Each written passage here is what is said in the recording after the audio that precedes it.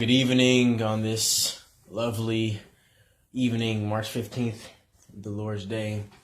And today, as you know, we have read already Proverbs 15 and Proverbs 22. So I'm just going to let my mom read, say what spoke to her in Proverbs 15 real quick. 15? Yes. Okay. Well, of course, I would say something that I've read in the last few days.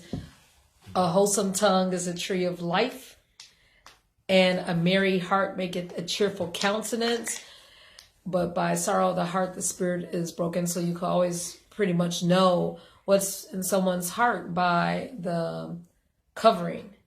Or they can have makeup, but still you can see the expression and the lines, if they're frowning, what have you. So it's not an issue of, just cover up the face, but see what's in the heart and whisper a prayer in the morning, noontime, evening, to get your heart in tune so that it'll show up and you'll have joy again. Amen. And in that chapter, verse 22 was pretty good to me. Plans fail for lack of counsel, but with many advisors they succeed. And me and my mother were talking on our ride to my school to pick up the rest of my stuff. We were saying like how this one person, they just didn't heed any instruction, and it seemed like they just were very impulsive in their decision making, and they're kind of reaping the consequences now. And so that I guess it's kind of a good example for me to look up to. Like now I'm realizing how important it is to seek guidance from other people, especially people who have probably made the same mistakes, who have plenty of experience in it. And I want to make sure I'm not making impulsive decisions just based on how I'm feeling at the moment. Your emotions. Yeah, based on emotion, because that's how you mess yourself up. And the foolproof protection of that is in verse 31. When you have an ear that heareth the correction and the guidance of life, then you abide, you live, you stay among the wise. But if you say, I know this, I got this, well, then you don't love your soul, you despise it. And before honor is humility. Yes, thank you, Ms. Murphy. And in chapter 20, Proverbs 22, verse 13, the sluggard says, there's a lion outside. I'll be killed in the public square. And this individual is simply stating what's going to happen, but they're not going to say what they're going to do about it. They're just saying, I'm about to die by this lion. They're not going to take any action about it. Being proactive. They're just going to watch it happen. And that's kind of pathetic, if you ask me.